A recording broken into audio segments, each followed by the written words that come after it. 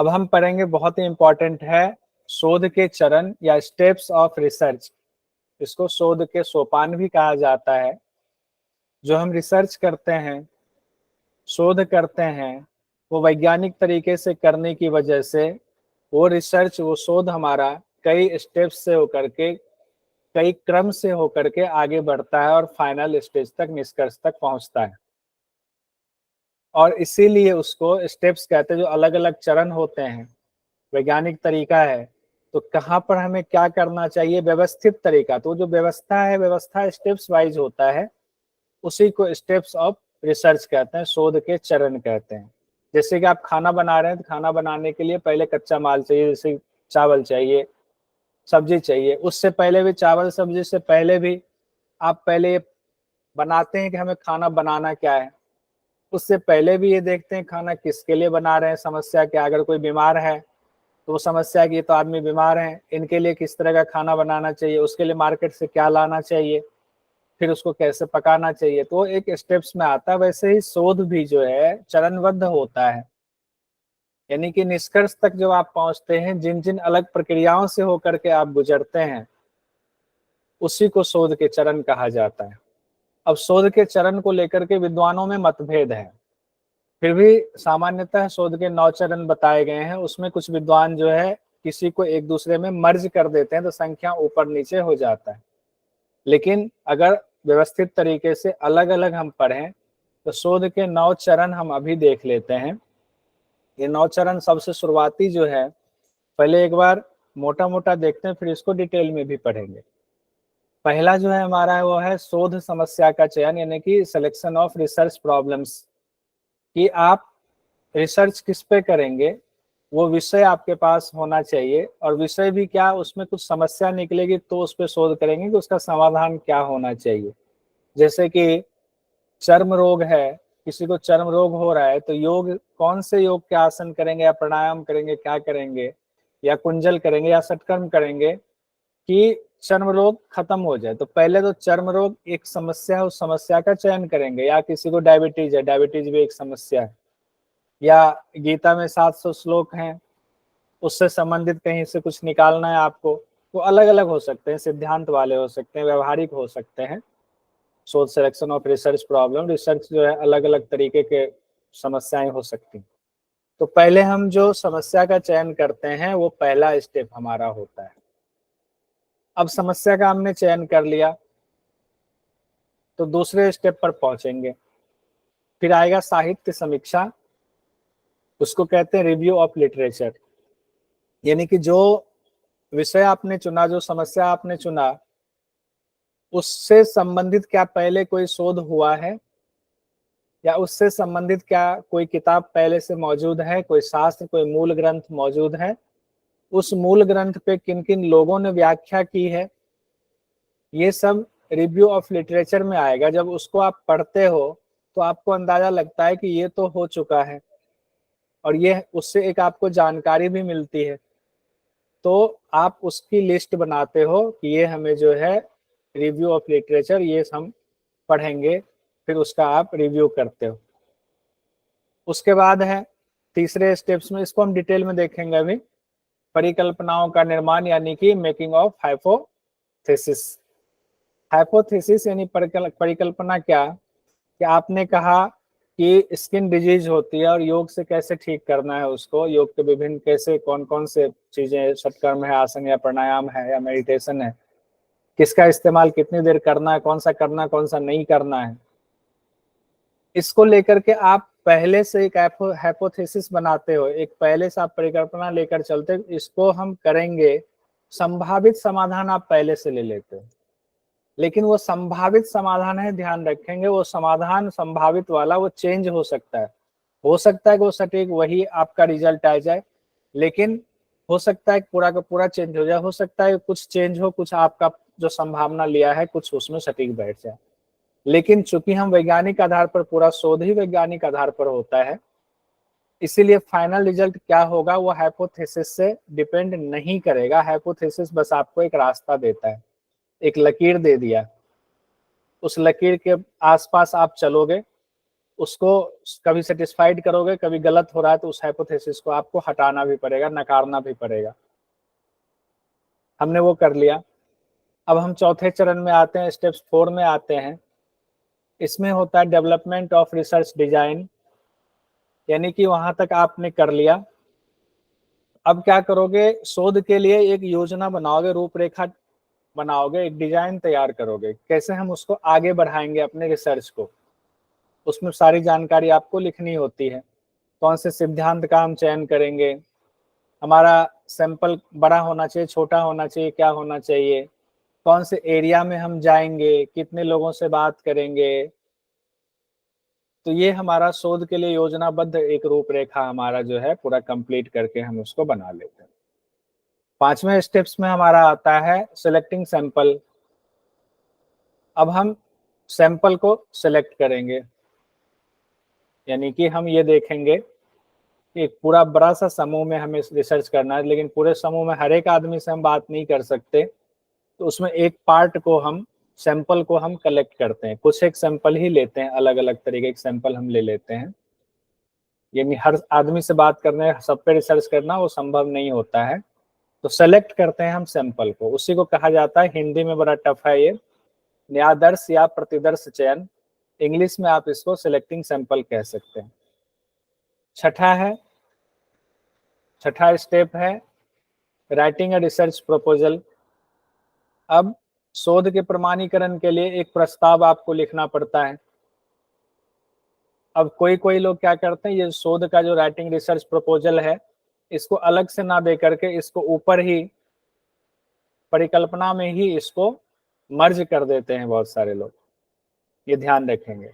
और कई बार अलग से इसको लिखा जाता है, राइटिंग अ रिसर्च प्रपोजल। तो ये इसमें क्या है कि शोध के लिए जो भी आप सबूत लेने जा रहे हो, जो करने जा रहे हो, उसका डिटेल इसमें लिखा जाता है। इसीलिए विद्वानों में मतभेद हो जाता है, कोई इसको अलग से लिखते हैं, कोई इसको ऊपर मर्ज कर देते हैं। अब जब यहाँ तक आपने कर लिया, अब आपको कुछ करने की बारी आई फील्ड में, तब आप क्या करते हो, डाटा कलेक्शन करते हो, कलेक्शन ऑफ डाटा। उसको प्रदत्त मतलब डाटा को प्रदत्त कहा जाता है हिंदी में। अब डाटा सेलेक्ट कर रहे हो, जैसे योग में क्या करते हैं हम लोग कि हमने अगर 100 महिलाओं पर रिसर्च करना है, तो 100 महिलाओं को हम सपोज किए 1 महीने तक हमने योग सिखाना है, तो हमने लिया कि सुबह 6 बजे 100 महिलाओं को हम योग कराएंगे। तो हमने वहां से अब हम डाटा कलेक्ट कर रहे हैं। पहले तो हमने क्या करा, 100 महिलाएं जो ऊपर हमने कहा था, सैंपल हमने पहले लिया कि 100 महिलाएं या 200 महिलाएं लिया हमने, किस एज का लिया वो सैंपल में आ जाएगा। अब उनसे उनसे 100 या 200 से, उस एज वाले से अब हमें डाटा कलेक्ट करना है। तो डाटा कैसे कलेक्ट करेंगे, अब उनको योग कराएंगे, योग कराने के बाद उन पर जो प्रभाव हो रहा है उससे डाटा हम लेंगे। अब जब हमने पूरा डाटा ले लिया, तो 8वें स्टेप पर आएंगे कि अब उस डाटा का एनालिसिस करेंगे। पहले प्रोसेसिंग में जाएंगे। प्रोसेसिंग में है कि उस डाटा को पहले व्यवस्थित तरीके से हम सजा लेंगे कि किस में क्या बदलाव आया, एक तरह के बदलाव कितने लोगों में है, अलग अलग बदलाव कितने लोगों में है, किसमें ये बदलाव है, किसमें दूसरा बदलाव आ गया है। जब हम उसको सजा लेंगे, फिर हम एनालिसिस करेंगे उस डाटा का। एनालिसिस करने के बाद 9वां स्टेप जो हमारा आता है, जो हम फाइनल निष्कर्ष निकालते हैं, जिसको कहते हैं शोध रिपोर्ट का हम जो है तैयार करते हैं, writing a research report. Research report लिखने का एक पूरा फॉर्मेट है, वो फॉर्मेट भी हम लोग देखेंगे, उस फॉर्मेट पर भी चर्चा होगी। अब यहाँ तक तो मोटा मोटा हमने कह दिया कि रिसर्च स्टेप्स यही होता है। अब रिसर्च स्टेप्स का एक एक करके देखते हैं कि पहला स्टेप्स हमने देखा शोध समस्या का चयन, यानी कि पहले सब्जेक्ट को हम सेलेक्ट करते हैं, सेलेक्ट ऑफ रिसर्च प्रॉब्लम, कि कौन सी समस्या है, किस पर हमें शोध करके उसका समाधान निकालना है। तो रिसर्च शुरू करने के दौरान सबसे पहला जो स्टेप आपका होता है वो होता है संबंधित विषय या उस विषय से संबंधित समस्या का चयन करना। इस दौरान कई बातों का ख्याल रखा जाता है। जैसे क्या ख्याल रखा जाता है कि वो समस्या, उस समस्या में आपका इंटरेस्ट होना चाहिए। जैसे आप योग के छात्र हो, तो आप स्किन डिजीज या high blood pressure, low blood pressure, BP है, घुटने की प्रॉब्लम है, अर्थराइटिस में अलग अलग है, किस एज वालों को अर्थराइटिस में क्या समस्या हो रही है, आजकल बच्चों में भी जो आंखों की समस्या आ रही क्यों हो रही है। तो समस्या कोई हम लेंगे, लेकिन उस समस्या में हमारा इंटरेस्ट होना चाहिए, हमारी रुचि होनी चाहिए। अब योग वाले को कोई और विषय दे दे तो नहीं हो सकता है, या योग में ही 10 तरह की समस्याएं हैं, बीमारी है। आपका इंटरेस्ट ऑफ फील्ड क्या है वो मायने रखता है विषय को चुनने में, समस्या चुनने में। उसके बाद है क्या और ध्यान रखना है, कॉन्सेप्ट, उसे तैयार करने की कौन सी विधि हो, ये पहले से हम स्पष्ट कर लेनी चाहिए। बहुत इंपॉर्टेंट ये है जो आप समस्या ले रहे हो वो रिलेवेंट होना चाहिए। ऐसा नहीं कि आपने कोई इररिलेवेंट टॉपिक उठा लिया और आपने रिसर्च कर भी लिया, इतनी मेहनत भी कर ली, और उसका आपको कोई क्रेडिट ढंग से नहीं मिल पा रहा है, क्योंकि वो लोगों के बीच तभी फैलेगा या उसको तभी तवज्जो दी जाएगी जब वो रिलेवेंट हो। रिलेवेंट नहीं होगा तो किसी काम का लगेगा, किसी काम का नहीं है, चलो कर लिया है इन्होंने, रिसर्च कर लिया, कोई बात नहीं है तो है।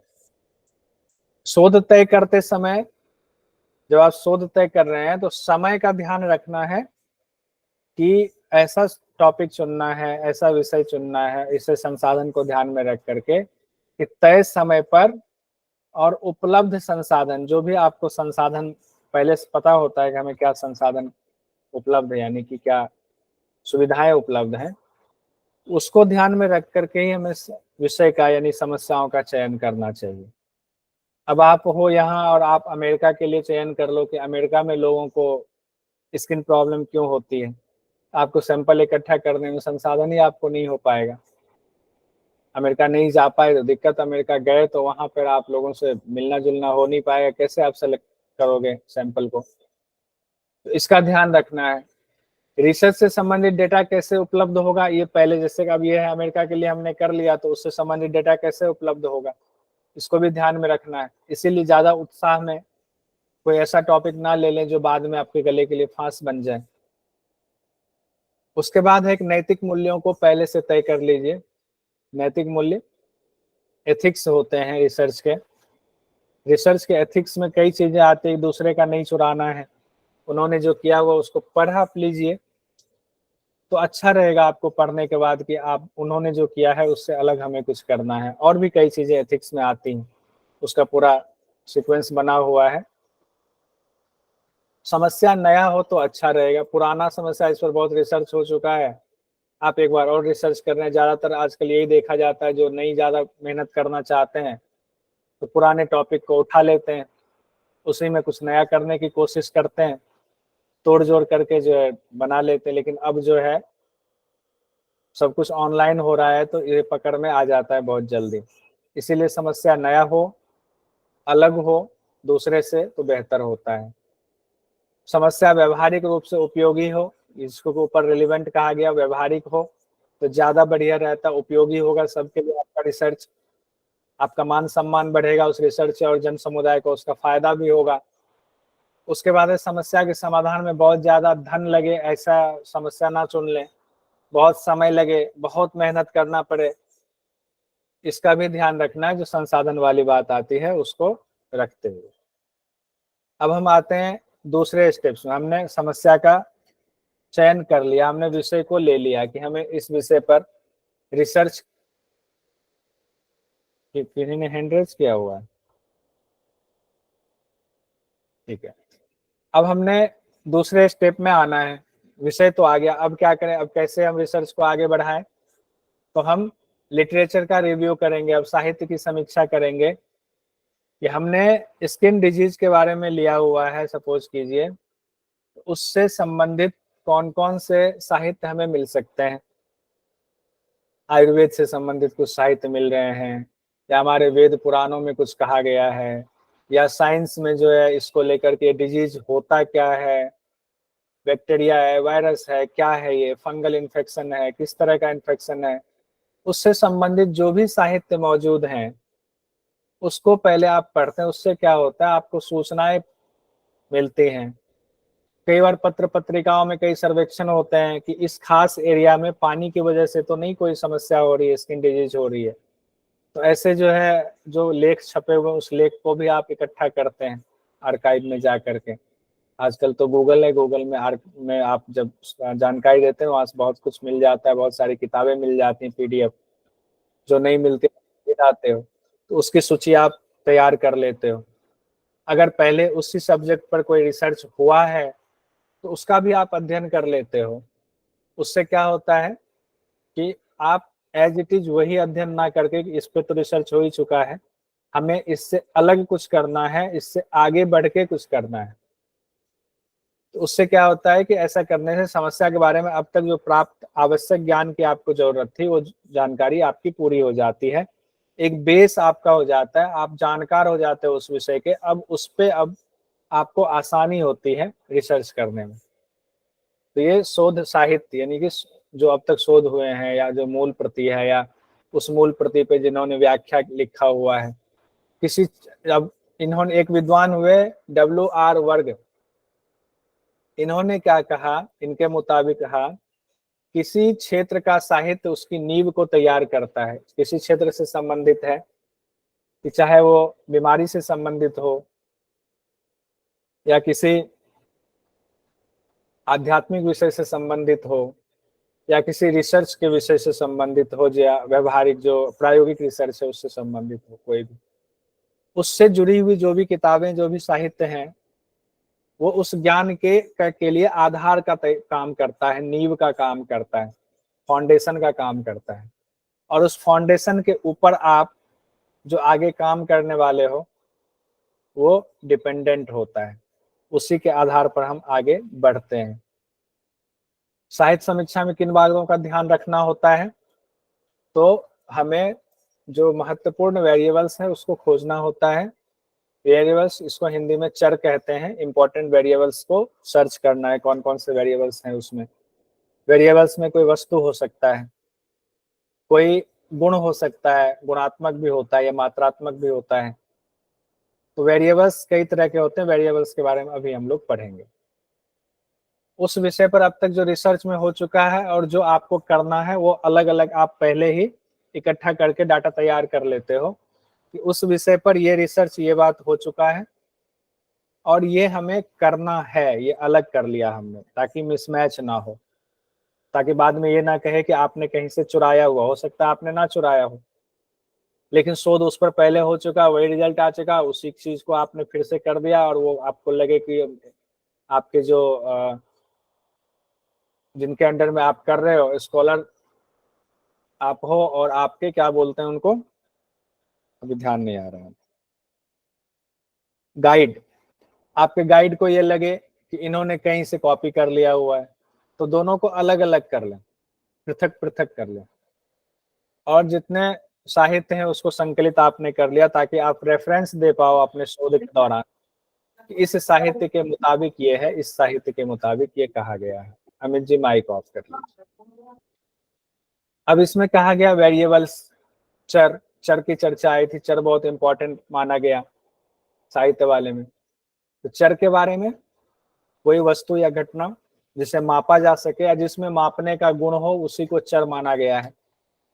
तभी मापेंगे तभी तो हमारे रिसर्च में काम आएगा, माप ही नहीं पा रहे तो वो हमारे किसी काम का नहीं होगा।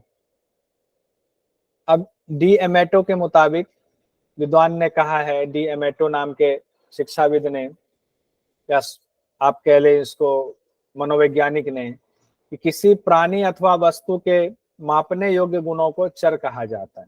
डी एमेटो ने कहा है किसी प्राणी अथवा वस्तु के मापने योग्य गुणों को चर कहा जाता है, वेरिएबल कहा जाता है। यानी कि अगर किसी वस्तु का स्वरूप ऐसा है जिसे मापा नहीं जा सकता है तो उसे हम वेरिएबल नहीं मानेंगे, उसे हम चर नहीं मानेंगे, ये ध्यान रखें। अब चर के प्रकार हम पहले भी पढ़ चुके हैं, आज हम फिर से पढ़ेंगे, थोड़ा और विस्तार से पढ़ेंगे टाइप्स ऑफ वेरिएबल्स को। विस्तार क्या होगा, हम लोगों ने पढ़ा था डिपेंडेंट वेरिएबल्स, इंडिपेंडेंट वेरिएबल्स। आज हम इसी में और अलग तरीके से पढ़ेंगे।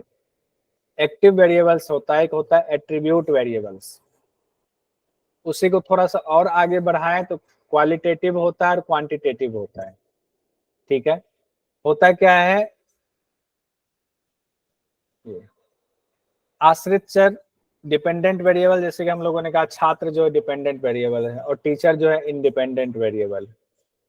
डिपेंडेंट इंडिपेंडेंट में भी कोई सक्रिय हो सकता है, कोई एट्रीब्यूट हो सकता है, ठीक है, ये इस आधार पे है। कोई गुणात्मक हो सकता है, कोई मात्रात्मक हो सकता है। अब इसको पूरा डिटेल इसलिए हमने कहा है कि टाइप्स ऑफ वेरिएबल्स थोड़ा डिटेल में पढ़ेंगे। अब जो डिपेंडेंट है और इंडिपेंडेंट है उसमें देखिए, इंडिपेंडेंट के दो होते हैं, एग्जाम में पूछा जाता है, type E independent variable, type am independent variable. ये क्या है इसको हम लोग अभी देख लेंगे। उसके बाद जो क्वांटिटेटिव है इसके भी दो होते हैं। दो कौन से इस कहा गया है, ये है सतत चर और असतत चर। सतत क्या है, असतत क्या है, ये भी हम लोग देखेंगे। एक को है कि पूरा छोटे सूक्ष्म इकाई में भी नाप लिया जाता है, उसको स्टेबल कहते हैं। और असतत है कि जिसको कि सूक्ष्म इकाई में नहीं नापा जा सकता, संख्या में हम गिनती कर लेते हैं, उसको असतत कहा जाता है। उसको भी डिटेल देख लेते हैं एक एक करके। पहले हम लोग देखते हैं डिपेंडेंट यानी कि आश्रित चर, जिसको डिपेंडेंट वेरिएबल कहा जाता है। जैसे कि स्टूडेंट हैं, वो डिपेंडेंट वेरिएबल्स में आते हैं। आश्रित चर के बारे में रिसर्चर का कहना है कि उससे हम पूर्व कथन करते हैं। पहले से हम एक परिकल्पना जो बनाते हैं, हाइपोथेसिस में इसका बड़ा इंपॉर्टेंट रोल होता है और इसका सावधानी पूर्वक निरीक्षण किया जाता है, क्योंकि मेन डिपेंडेंट ही होता है हमारा। जो डिपेंड है आपके रिसर्च पर, जिनके लिए आप रिसर्च कर रहे हो, उन्हीं का सावधानी पूर्वक उन पे क्या असर पड़ रहा है, कोई चीज हम कर रहे हैं, एक तरह से हमारे मूल में होता है डिपेंडेंट वेरिएबल्स जो है। और फिर हम उनका निरीक्षण करने के बाद हम डाटा को रिकॉर्ड करते हैं, उसको हम संकलित करते हैं, आश्रित चर में आता है। इंडिपेंडेंट वेरिएबल्स में क्या आता है, ऐसा चर जिसमें रिसर्चर जो है मैनिपुलेशन कर सकता है, जोड़ घटा कर सकता है, कुछ ऊपर नीचे करके, ताकि डिपेंडेंट वाले पे उसका क्या इम्पैक्ट आ रहा है, ये देखने के लिए इंडिपेंडेंट वेरिएबल्स में बदलाव किया जाता है। जैसा कि हम लोगों ने देखा था, टीचर के पढ़ाने का तरीका चेंज कर दिया जाता है, टाइमिंग चेंज कर दिया गया, 2 घंटे क्लास 1 घंटे कर दिया, 1 घंटे 2 घंटे कर दिया। तो ये टीचर में बदलाव कर रहे हैं, इंडिपेंडेंट वेरिएबल्स में बदलाव कर रहे हैं, और उसका असर हम डिपेंडेंट वेरिएबल में देखते हैं कि स्टूडेंट में उसका क्या असर हुआ उसके रिजल्ट पर। हम लोगों ने कहा कि स्वतंत्र चर यानी इंडिपेंडेंट वेरिएबल्स दो हैं, एक टाइप ई इंडिपेंडेंट वेरिएबल है, एक टाइप एम इंडिपेंडेंट वेरिएबल है। टाइप ई और टाइप एम अगर आ जाए कि इनमें से कौन सा टाइप ई इंडिपेंडेंट वेरिएबल है, कौन सा टाइप एम इंडिपेंडेंट वेरिएबल है, तो इसको समझ लेते हैं। टाइप ई का मतलब होता है ऐसा इंडिपेंडेंट वेरिएबल जिसमें रिसर्चर सीधे तौर पर बदलाव कर सकता है, मैनिपुलेशन कर सकता है सीधे तौर पर। जैसे किसी शिक्षक के पढ़ाने का तरीका, तौर तरीका बदला जा सकता है, उसकी टाइमिंग बदल दिया गया, टीचर ही बदल दिया गया, नहीं हुआ तो नहीं ये पढ़ा रहे, इनके बदले दूसरा कर लेते हैं। तो सीधे जिसमें बदलाव किया जा सकता है उसको कहते हैं टाइप ई इंडिपेंडेंट वेरिएबल।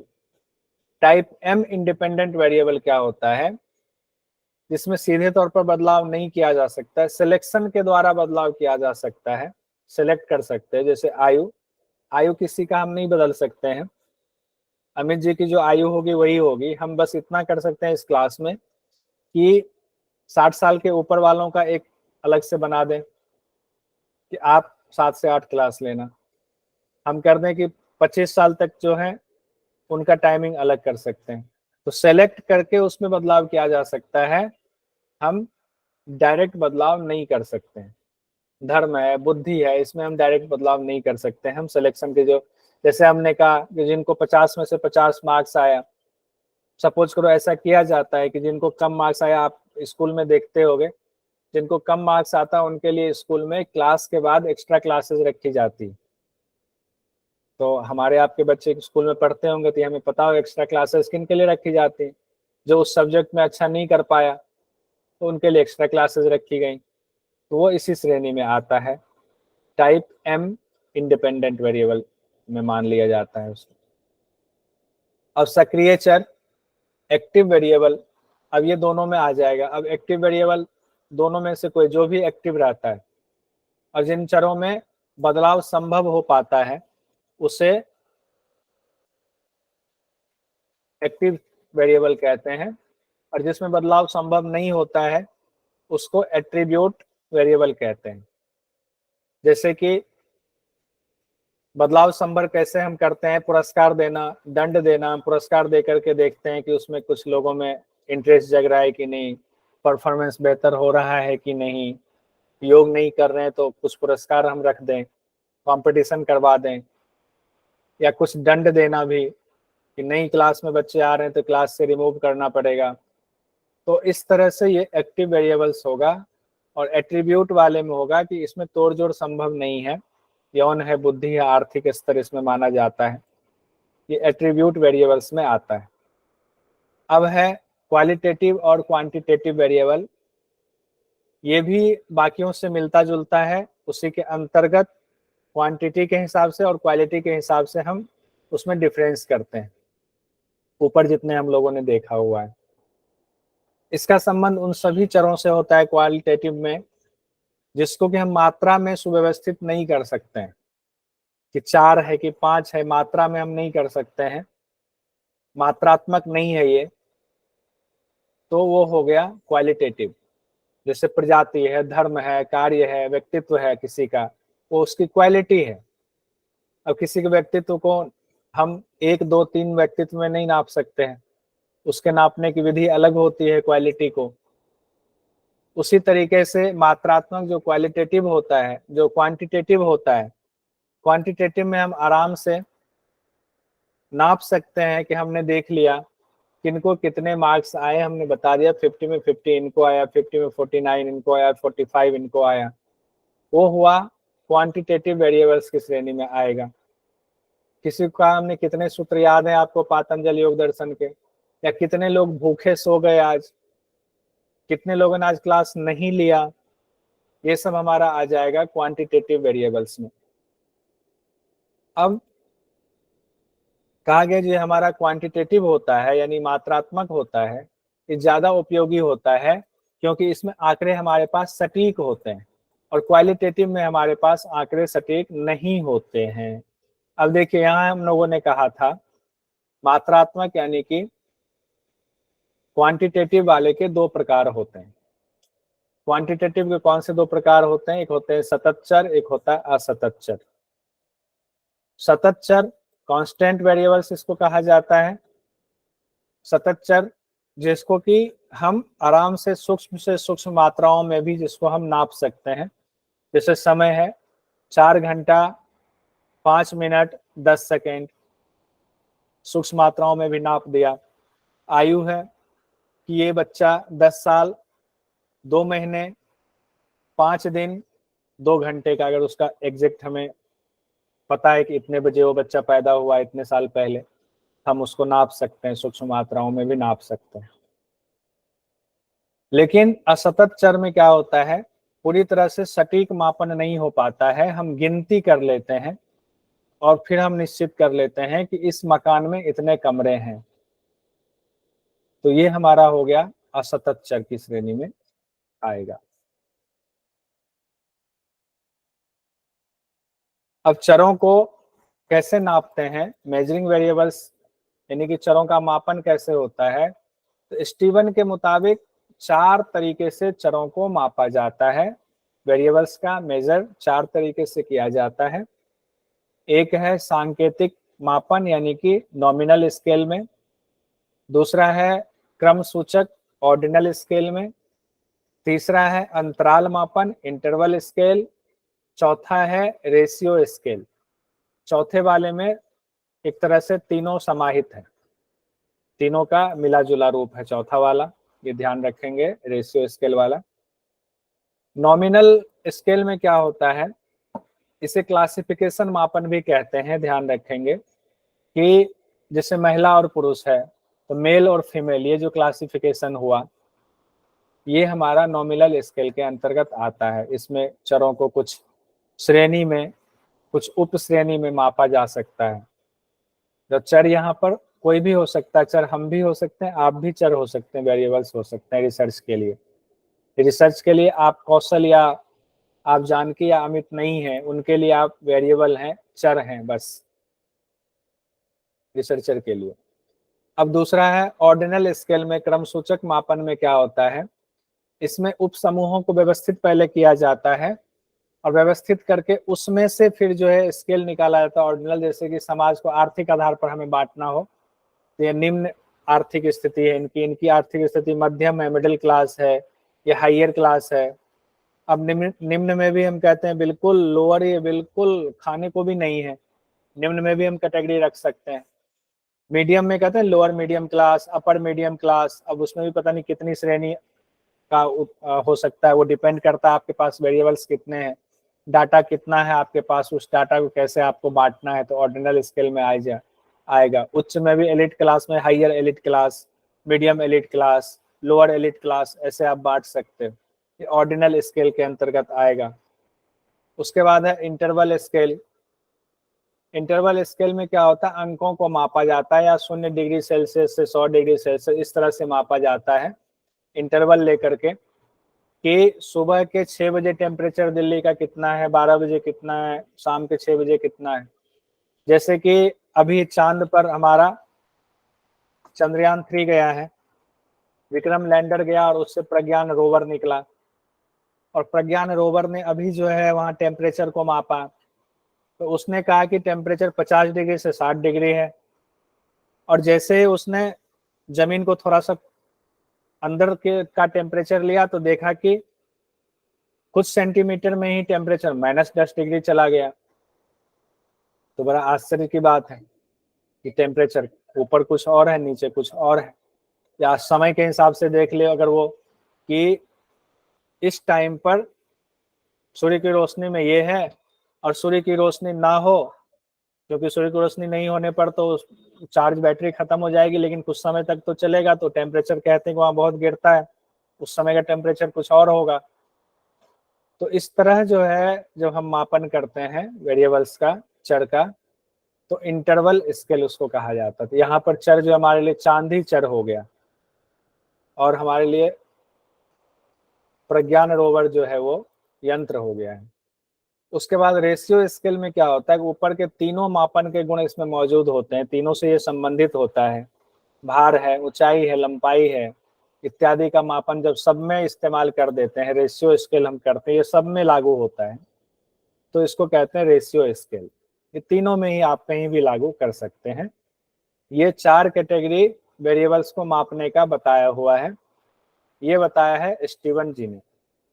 फोर्थ स्टेप हमारा है अनुसंधान प्रारूप का विकास करना, यानी कि development of research design. Hypothesis तक हमने कर लिया, तो अब उसके बाद जो हम रिसर्च करने जा रहे हैं उसका कोई डिजाइन होगा, एक कहते हैं ना रूपरेखा, एक तैयार कर लो। शादी का फंक्शन होने वाला है, उसकी एक रूपरेखा हम तैयार करते हैं कि दूल्हा कितने बजे तक हमारे स्थान पे पहुंच जाएगा, वरमाला कितने बजे होगी, फूल का माला कैसा होगा, कौन सी विधि अपनाएंगे, लड़की हवा से उड़ते हुए आएंगी या फिर जो है सिंपल स्टेज पर नीचे से चढ़ेंगी। तो ये एक रूपरेखा तैयार की जाती है। उसी तरह रिसर्च में भी एक रूपरेखा आपको तैयार करनी पड़ती है कि आप कौन सी सिद्धांत का इस्तेमाल करोगे, कैसे कैसे आप उसको रिसर्च को आगे बढ़ाओगे, कितना आपका जो है उसमें खर्च होने वाला, समय लगने वाला, एक तरह से मोटा मोटा सारा कुछ उसमें डालना होता है। अगर इसको कहें कि ये किसी भी रिसर्च को शुरू करने के लिए योजना बनाने से संबंधित है, आप रिसर्च की योजना बना रहे हैं। आपने विषय चूज कर लिया, साहित्य देख लिया, आपने हाइपोथेसिस कर लिया, अब पूरी योजना, अब आप रिसर्च शुरू करने वाले हैं, उसकी योजना है। इन ठीक पहले रिसर्च शुरू करने से ठीक पहले की रूपरेखा तैयार की जाती है। किन बातों का इसमें ध्यान रखा जाता है, तो इसमें रिसर्च का एरिया क्या होगा, कौन सी विधि अपनाई जाएगी रिसर्च में, किस तरह के डेटा को कलेक्ट किया जाएगा, कौन सा डेटा हमें छोड़ना है, उस डाटा का सोर्स क्या क्या हो सकता है, हमें कहाँ कहाँ से डाटा हमें प्राप्त हो सकता है, किन साधनों का इस्तेमाल करके डाटा हम कलेक्ट करेंगे, फिर किस किस तरह उस डाटा का हम विश्लेषण करेंगे। ये सारा कुछ हम इसमें फोर्थ स्टेप में हम एक रूपरेखा तैयार कर लेते हैं। अब है कि बेनिफिट्स क्या है रिसर्च डिजाइन का, तो यह अनुसंधान को बेहतर और व्यवस्थित बनाता है। अगर पहले से आपको पता हो कि बारात जैसे ही दरवाजे पर आएगी, हम पहले उन पे गुलाब जल छिड़केंगे, या पहले हम फूलों की बारिश करेंगे, या पहले हम उनको कोल्ड ड्रिंक पिलाएंगे या लस्सी पिलाएंगे, अगर आपको पहले से पता है तो आप उस तरह से व्यवस्था करके वही चीजें करोगे। नहीं तो पता चला 5 मालिक हैं, आपको पहले से डिसाइड नहीं है, तो एक आदमी लस्सी लेके दौड़ रहा है तो कोई जो है कोल्ड ड्रिंक लेके दौड़ रहा है, दोनों मिसमैच हो रहा है, पता ही नहीं चल रहा है। तो व्यवस्था पहले से होनी चाहिए। संसाधनों का सही तरीके से इस्तेमाल किया जाता है, जैसे कि हम समय और संसाधन में बेहतर, कम समय और कम संसाधन में कैसे हम बेहतर चीजें कर पाए। इससे रिसर्च में क्या होता है, लचीलापन आता है। रिसर्च में लचीलापन आता है, हम अपनी सुविधा के हिसाब से उसमें कुछ बदलाव भी कर सकते हैं, लेकिन जब हमें एक रूपरेखा तैयार होगी तो समय और परिस्थिति के हिसाब से हम बदलाव कर सकते हैं। पूर्वाग्रह की संभावना कम होती है, क्योंकि हमने इसको कंप्लीट किया हुआ पहले से डिजाइन, तो पूर्वाग्रह इसमें कुछ भी नहीं होगी। इसमें रिसर्च की विश्वसनीयता इससे बढ़ जाती है, क्योंकि हमने पहले से डिजाइन किया हुआ है सारा रूपरेखा। अब रिसर्च डिजाइन कई प्रकार का हो सकता है, अलग अलग दृष्टिकोण से इसके अनेक प्रकार हो सकते हैं। अब जैसे कहा गया, रिसर्च के दौरान संपर्कों की संख्या के आधार पर दो तरीके का होता है कि संपर्क, चलो संख्या के आधार पर कहें तो दो तरीके का होता है। जैसे एक होता है क्रॉस सेक्शनल स्टडी डिजाइन, दूसरा होता है longitudinal study design. Cross sectional में क्या होता है, जब रिसर्च के लिए डाटा सिर्फ एक बार हम कलेक्ट करते हैं, उसको कहते हैं क्रॉस सेक्शनल स्टडी डिजाइन। इसमें क्या होता है, जैसे ऐतिहासिक है, अब कोई हड़प्पा की खुदाई हुई है, तो वहां से एक बार जो हमने डाटा कलेक्ट कर लिया, वो डाटा चेंज नहीं होगा। अगर वहां से कोई हमें मृद भांड मिला हुआ है, कोई मूर्ति मिली है, अब वो मूर्ति जो है हमारे लिए फाइनल है। अब कुछ और भी डाटा मिल जाए वो अलग चीज है, लेकिन वो चीजें चेंज नहीं हो सकती। लेकिन लॉन्गिट्यूडनल स्टडी डिजाइन में क्या होता है, इसमें डाटा बदल सकता है। जैसे कि सपोज कीजिए, इसमें जानकारी कई बार एकत्र करनी पड़ती है। जैसे मान लीजिए एक संगठन है और उसमें जो है कर्मचारी काम करते हैं, तो उनका पहले हम रिसर्च करके उनसे पूछेंगे आप सेटिस्फाइड हो कि नहीं हो। एक बार हमने डाटा कलेक्ट किया, अब उनकी सैलरी बढ़ गई 200 रुपये महीने की। अब हम फिर से उनसे जो है डाटा कलेक्ट करेंगे कि अब 200 रुपये बढ़ने से आप सेटिस्फाइड हो कि नहीं हो सकता है कुछ लोग बोले हैं, कुछ लोग बोले कि नहीं है। तो ये दो चीजें आ सकती हैं। तो ये लॉन्गिट्यूडनल स्टडी डिजाइन में आएगा, ये संख्या के आधार पर ये चीजें कही गई हैं। अब रिसर्च डिजाइन के और भी कौन से प्रकार हो सकते हैं, तो कहा गया है कि हो सकता है एक्सप्लोरेटरी। एक्सप्लोरेटरी में इसको हिंदी में कहा जाता है अन्वेषणात्मक शोध प्रारूप रिसर्च डिजाइन। किसी खास सामाजिक घटना के लिए जिम्मेदार जो भी कारण होते हैं, उसकी खोज के लिए जब योजना का प्रारूप तैयार किया जाता है, तो उसी को अन्वेषण कहते हैं ना, खोज कर रहे हैं सामाजिक घटना के लिए। दूसरा है डिस्क्रिप्टिव रिसर्च डिजाइन, वर्णनात्मक शोध प्रारूप। जब शोध से संबंधित डाटा कलेक्ट कर उसका विवरण प्रस्तुत किया जाता है, तब यहाँ उसका इस्तेमाल होता है। उसके बाद है निदानात्मक शोध प्रारूप, डायग्नोस्टिक वाला कह सकते हैं इसको, या रेमेडीज रिसर्च डिजाइन कह सकते हैं। किसी रिसर्चर द्वारा समस्या का कारण जब वो जान लेता है कि समस्या इसके पीछे ये कारण है, और फिर उसका निदान वो प्रस्तुत करता है इस कारण को दूर करने की, जो समस्या है इसके पीछे ये कारण है, कारण को दूर करेंगे समस्या का समाधान हो जाएगा, उसमें वहां पर इसका इस्तेमाल होता है। उसके बाद है एक्सपेरिमेंटल रिसर्च डिजाइन। इसमें होता है सामाजिक घटनाओं और व्यवहारों का अध्ययन करने के लिए अपनाया जाने वाला शोध प्रारूप। तो ये हम लोग क्या पढ़ रहे हैं, स्टेप 4 पढ़ रहे हैं। आपके रिसर्च जो आप करने जा रहे हैं उसमें जो चरण होते हैं, उसके चौथा चरण हम लोगों ने अभी देखा है। अब हम 5वें चरण में आते हैं। आप पीएचडी करने जा रहे हैं, शोध करने जा रहे हैं, तो 5वां स्टेप्स आपका क्या होगा, सैंपल को चयन करना कि सैंपल हमारा क्या होगा, कहाँ से हम जो है डाटा आप कलेक्ट कर रहे हैं। तो उसके लिए डाटा कैसे, पूरी हिंदुस्तान में सबसे तो डाटा कलेक्ट नहीं करेंगे, तो उसके लिए सैंपल, पहले तो हमारा सब्जेक्ट हो गया, उसके बाद साहित्य हो गया, हाइपोथेसिस हो गया। अब हमने रिसर्च डिजाइन कर लिया, उसका एक प्रारूप रूपरेखा तैयार कर लिया। अब हम आगे बढ़ रहे हैं सैंपल की तरफ। इसको हिंदी में बड़ा भारी भरकम भरकम शब्द है, इसको देख लीजिए। इस शब्द से आपका एग्जाम में पाला पड़ेगा, तो परेशान नहीं होना है। न्यादर्श या प्रतिदर्श, न्यादर्श या प्रतिदर्श का चयन। न्यादर्श प्रतिदर्श इसको सैंपल बोलते हैं, सैंपल को न्यादर्श या प्रतिदर्श बोलते हैं। ध्यान रखें, मतलब जो भी सैंपल आप कलेक्ट करेंगे उसका ये नाम होता है। अब सैंपल जैसा कि नाम से ही जाहिर है, जिस समूह या विषय पर आप रिसर्च करने जा रहे हैं उसका सैंपल, मतलब कि आपको कहते हैं ना दवाई है, दवाई का एक सैंपल ले लो, मतलब बहुत सारी दवाई है उसमें से एक छोटा पोर्शन आपको दिया जाता है। जैसे चावल पकड़ा है तो 2 दाना निकाल के आपने चेक किया, तो सैंपल उसका छोटा समूह होता है, छोटा खंड होता है, जो चावल उस पूरे चावल का प्रतिनिधित्व करेगा। उसी तरीके से सैंपल जो भी होगा वो जिस ग्रुप से जुड़ा हुआ पूरे ग्रुप का वो प्रतिनिधित्व कर रहा होता है, इसी को सैंपल कहते हैं। यानी एक छोटे सैंपल से पूरे समूह की समस्याओं का आप निष्कर्ष निकाल सकते हैं।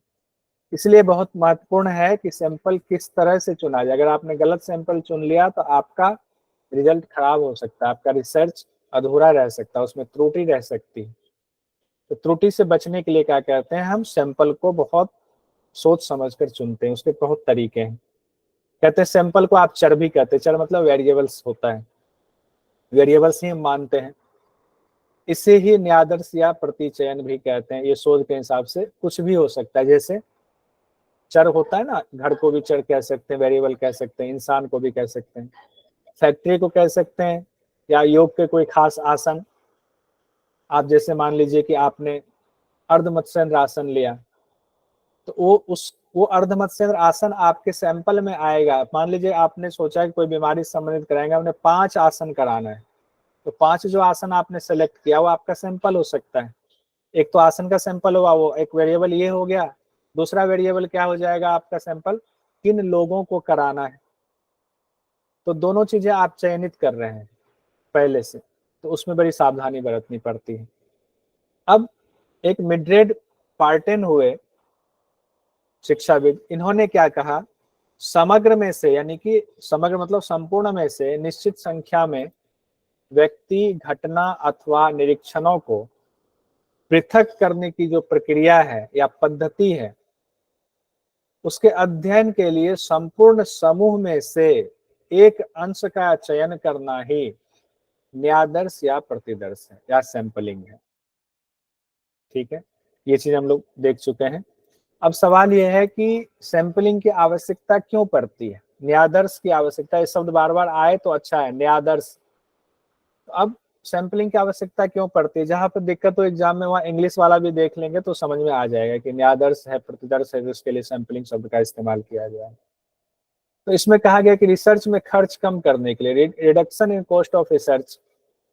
जब आप सैंपल चूज करते हो तो आप 200 लोगों पे कर रहे हैं और उसमें से 10 लोगों का ही सैंपल निकाला, 200 पे करने के 200 का रिजल्ट आप 10 से निकाल सकते हो, तो आपका समय भी बचेगा, आपका कॉस्ट भी, खर्च भी कम होगा। तो अब जैसे मान लीजिए 200 छात्र क्लास में हैं, अब हमें नोट्स हार्ड कॉपी देना चाहिए या सॉफ्ट कॉपी देना चाहिए, इसे लेकर हम 10 लोगों से सर्वे अगर कर लें तो हम निष्कर्ष पर पहुंच सकते हैं। जरूरी नहीं कि हम 200 लोगों से ही बात करें सबसे, हमारा समय बहुत बर्बाद होगा उसमें। उसके बाद क्या फायदा है इसका सैंपल चुनने का, सिलेक्ट करने का, इंक्रीज इन एबिलिटी, दक्षता में वृद्धि के लिए। जो परिणाम निकलना है वो उसमें लगा समय खर्च के अनुपात को दक्षता कहते हैं। जो परिणाम आप निकालते हो और उसमें जो समय लगा, जो खर्च हुआ, दोनों का जो प्रोपोर्शन होगा, अनुपात होगा, उसको हम एबिलिटी कहते हैं। हालांकि सभी का अध्ययन नहीं करने से शोध रिजल्ट में थोड़ी सी जो है त्रुटि रह सकती है, लेकिन कम समय में, कम खर्च में एक निष्कर्ष बेहतर निकालना, यही आपकी एबिलिटी है, एक रिसर्चर की एबिलिटी है, उसी को हिंदी में दक्षता कहते हैं।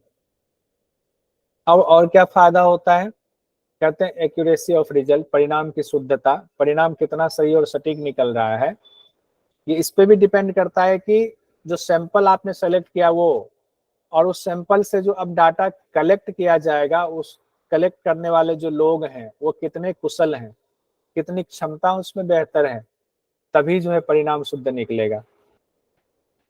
अब जब अगर सभी इकाई जैसे कि लोग है, वस्तु है, घर, फैक्ट्री, इंसान, कोई भी है, तो सैंपल मानेंगे तो इस काम में बहुत ज्यादा लोगों की जरूरत होगी। लेकिन अगर आपके पास ऐसे अच्छे लोग हैं जो कि उस सैंपल से अच्छी चीजें निकाल सकते हैं, इसलिए कुशल लोगों से कुशल सैंपलिंग का सर्वेक्षण कराया जाता है, ताकि जो सर्वेक्षण करने वाले हैं, आपने 5 लोगों को हायर कर लिया और आपने ऐसे लोगों को हायर किया जिनको कुछ आता ही नहीं है, तो डाटा अच्छे से कलेक्ट नहीं कर पाएगा। लेकिन आपने अगर कुशल लोगों को उस सैंपलिंग को सेलेक्ट करने और सैंपलिंग सेलेक्ट करने के बाद उससे डाटा कलेक्ट करने के लिए रखा, सर्वेक्षण के लिए रखा, तो आपकी जो है उसमें गलतियां कम होगी, एक्यूरेसी ज्यादा होगी। अब सैंपलिंग की विधियां कौन कौन सी हैं, सैंपलिंग कैसे करेंगे, अभी हम लोग सैंपलिंग पढ़ रहे हैं, सैंपल हमें कैसे सेलेक्ट करना है। तो इसको फिर से देखिए, शब्द आया न्यायादर्श प्रतिदर्श की विधियां कौन सी, मेथड्स ऑफ सैंपलिंग। तो 2 तरीके से है, ये बहुत इंपॉर्टेंट है, ध्यान रखें। इसलिए हमने यहाँ पर जो अमित जी कहते हैं कि आप जो है वो कर दिया कीजिए उसमें, इंपॉर्टेंट है, हमने यहाँ लिख दिया हुआ, अमित जी देख लीजिए, इसको अंडरलाइन भी कर देता हूँ।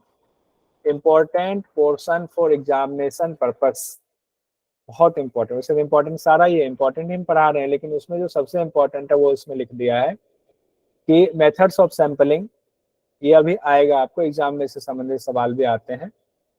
2 तरीके से होता है, एक होता है प्रोबेबिलिटी सैंपलिंग, एक होता है नॉन प्रोबेबिलिटी सैंपलिंग। इसको कहते हैं संभावित प्रतिदर्श, दूसरा कहते हैं असंभावित प्रतिदर्श। प्रतिदर्श मतलब सैंपलिंग, संभावित हो गया प्रोबेबिलिटी, असंभावित हो गया नॉन प्रोबेबिलिटी। अब क्यों इंपॉर्टेंट है, देखिए आपके सामने ये शब्द कई बार आया होगा जिन लोगों ने एग्जाम दिया हुआ है, यादृच्छिक प्रतिदर्श कई बार आता है, यादृच्छिक प्रतिदर्श। अब इतना भारी शब्द है, यादृच्छिक प्रतिदर्श क्या होता है, स्तरीकृत यादृच्छिक प्रतिदर्श। अब आप यही परेशान हो जाते हैं, आधा मोरल तो आपको यही डाउन हो जाता है, क्योंकि आपने पढ़ा नहीं यादृच्छिक क्या होता है।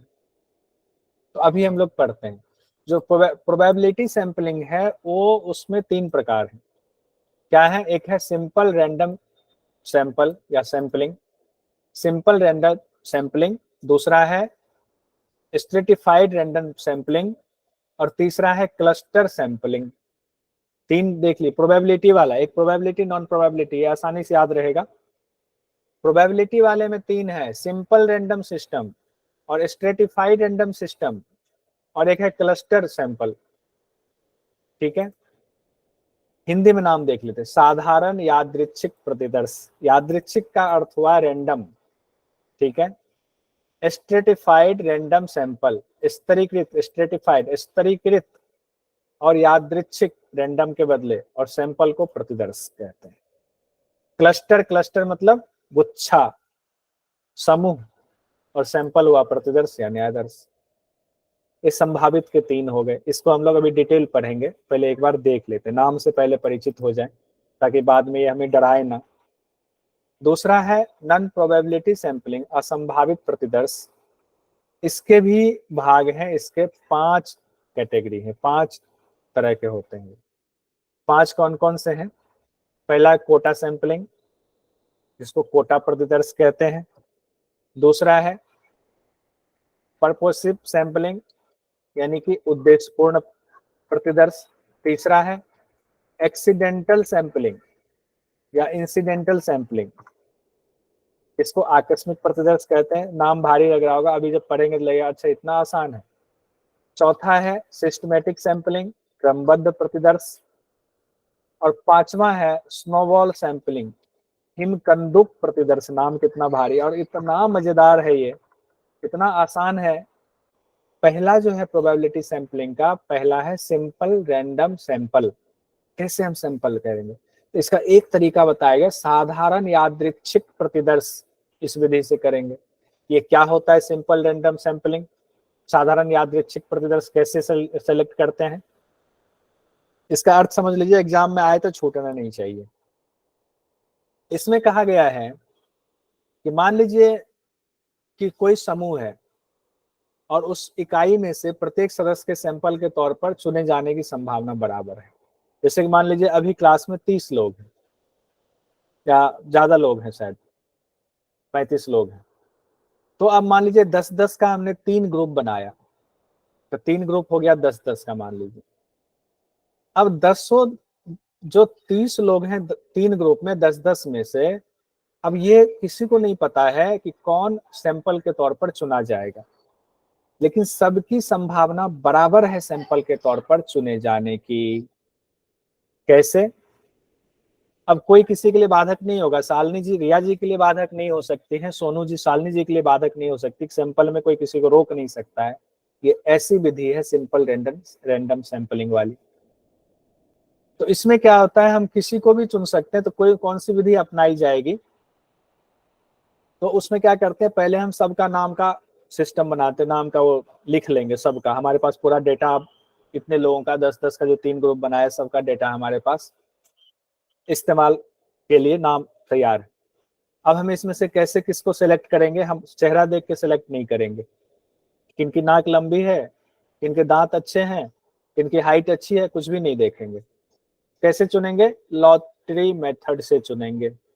एक तरीका ये अपनाएंगे, लॉटरी मेथड। सबके नाम की पर्ची बनाई, 10 पहले ग्रुप में से 10 के नाम की पर्ची बनाई, डाल दिया। ये तो लॉटरी वाला सब लोग जानते होंगे। किसी को दिया, एक कोई पर्ची निकाल लिया हमने।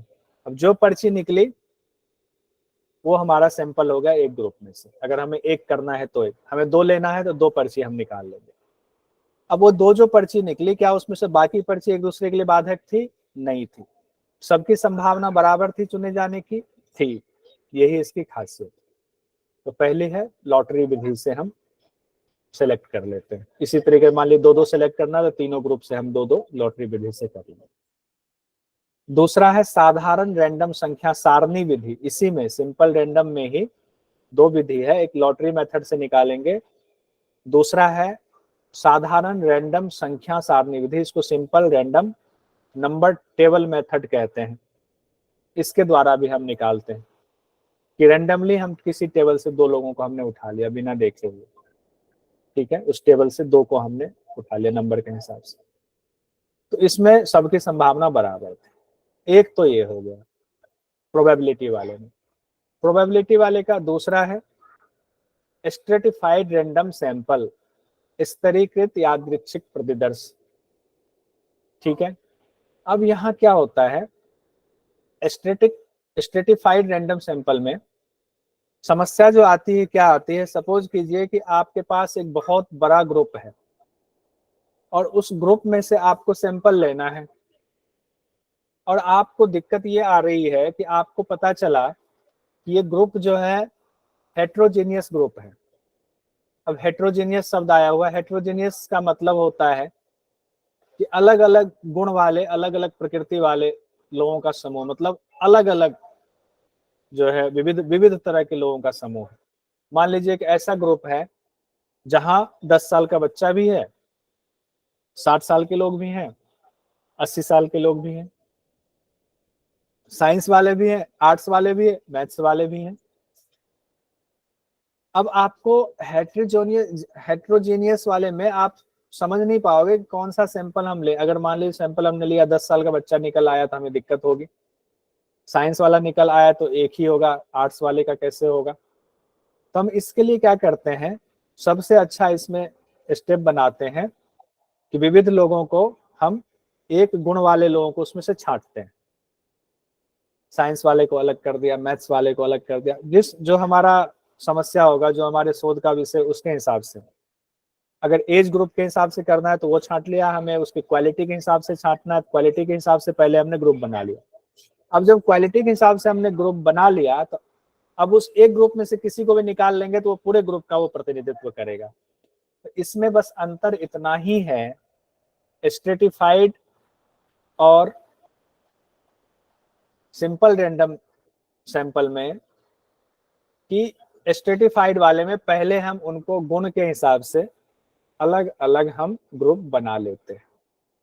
अब अलग अलग ग्रुप बनाने के बाद दोबारा हम उसमें पहला वाला सिस्टम ही लागू कर देते हैं। जो पहला सिस्टम हमारा था लॉटरी सिस्टम या टेबल सिस्टम, तो पहले हम ग्रुप बना करके लॉटरी सिस्टम से अब उस एक एक ग्रुप से हम लोगों को चुन लेते हैं। तो पहले वाले में था लॉटरी सिस्टम से हमने चुना, सबके चुनने की संभावना थी।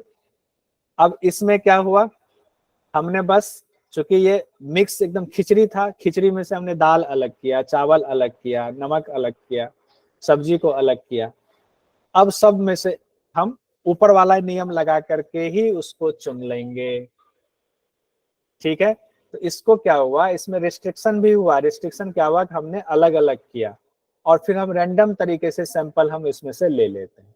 इसमें दोनों गुण मौजूद हो जाता है। तो ये कितना आसान है। इसको क्या कहते हैं, स्तरीकृत यादृच्छिक प्रतिदर्श। स्तरीकृत मतलब पहले हमने उसको अलग अलग स्तर पे बांट लिया, फिर हमने रैंडम सैंपलिंग का इस्तेमाल किया जो पहले हमने किया था। तो स्ट्रेटिफाइड वाले में क्या है, इसमें दो स्टेप आ जाता है। एक तो पहले हम ग्रुप बना लेते हैं, स्तरीकृत कर लेते हैं, फिर हम ऊपर वाला सिस्टम ही सिंपल रैंडम सिस्टम है उसको लागू कर देते हैं। ठीक है, और कोई कंफ्यूजन? अब तीसरा है हमारा क्लस्टर सैंपल। जैसे कि नाम से ही जाहिर है, क्लस्टर समूह, बंच जिसको कहते हैं गुच्छ, सैंपल हुआ प्रतिदर्श।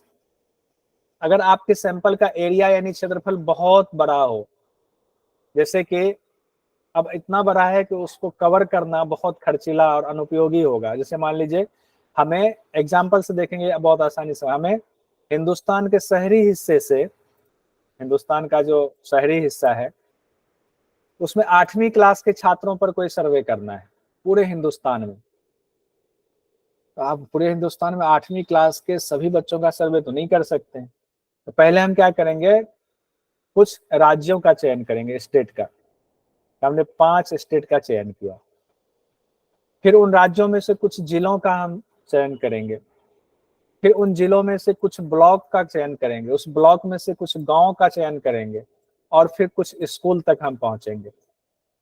तो क्या हुआ, इतने बड़े में से हम क्लस्टर में से हमने छोटा छोटा पोर्शन हम वहां तक पहुंचे, लेकिन पूरे हिंदुस्तान का ना करके हमने कुछ राज्य को चुना, फिर कुछ जिले को चुना, फिर कुछ हमने ब्लॉक को, फिर गांव को, फिर उसमें से स्कूल को हमने चुना। अब जिस स्कूल को चुना उसमें से 8वीं क्लास के सभी बच्चों का को हम सैंपल मान लेंगे। हालांकि फिर भी ये बड़ा होता है, लेकिन चूंकि आप कर भी रहे हो बड़े एरिया पे, तो अगर बड़े एरिया पे कर रहे हो तो थोड़ा बड़ा तो होगा, लेकिन उतना बड़ा नहीं होगा जितना पहले था। पूरे हिंदुस्तान का कैसे करें, इसी को क्लस्टर सैंपल कहते हैं, समूह गुच्छ प्रतिदर्श कहते हैं। 8वीं क्लास के सभी बच्चों का, उस स्कूल के सभी बच्चों का हमने सैंपल लिया, उनसे बात की कि कोई सर्वे किया है, कि उनको क्लास में उनके सिलेबस से लेकर के सर्वे कर लिया, उनके टाइम टेबल से रिलेटेड सर्वे कर लिया, या उनके हेल्थ से रिलेटेड सर्वे कर लिया, जो भी करना है।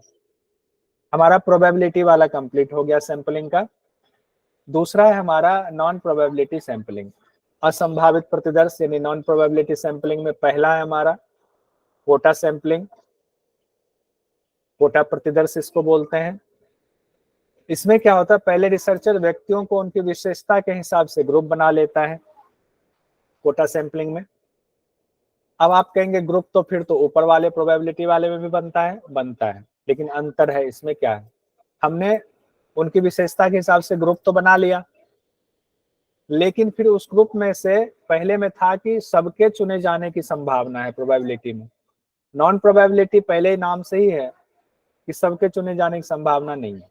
हम अपनी सुविधा के हिसाब से जिसको मर्जी उसको उठा सकते हैं, मनमाने तरीके से हम उसमें से लोगों का चयन कर सकते हैं कि किसी ग्रुप से 2 उठाया, किसी से 3 उठाया, उस 3 और 2 उठाने में भी हमारी मर्जी है कि हम किसको उठाएंगे। यानी यहाँ चेहरा देख करके भी हम उठा सकते हैं, या ऐसे भी मन से भी उठा सकते हैं। यहाँ हमारे पास पूरी आजादी होती है, इसीलिए नॉन प्रोबेबिलिटी, नहीं इसमें सबके चुने जाने की संभावना नहीं होती है। तो कोटा प्रतिदर्श ये हो गया। दूसरा है हमारा पर्पसिव सैंपलिंग, यानी उद्देश्यपूर्ण प्रतिदर्श। अब जैसे मान लीजिए कि ऐसा ग्रुप है, उस ग्रुप से संबंधित हमारे पास कोई पूर्व का कोई अनुभव है, या पूरा कोई रिसर्च पेपर हमने ऐसा पढ़ा है, या कोई साहित्य पढ़ा है, हमारे पास जो पूर्व का ज्ञान है, उस पूर्व के ज्ञान के आधार पर हम किसी समूह में से कुछ खास लोगों को, या कुछ खास वस्तु को, या कुछ खास घर को, या जो भी है, जो भी वेरिएबल्स होगा, वो व्यक्ति भी वेरिएबल्स हो सकता है, कोई गाय वेरिएबल्स हो सकती है, जानवर वेरिएबल्स हो सकता है, घर वेरिएबल्स हो सकता है, कोई योग के आसन वेरिएबल्स हो सकते हैं, कोई रोग वेरिएबल्स हो सकता है।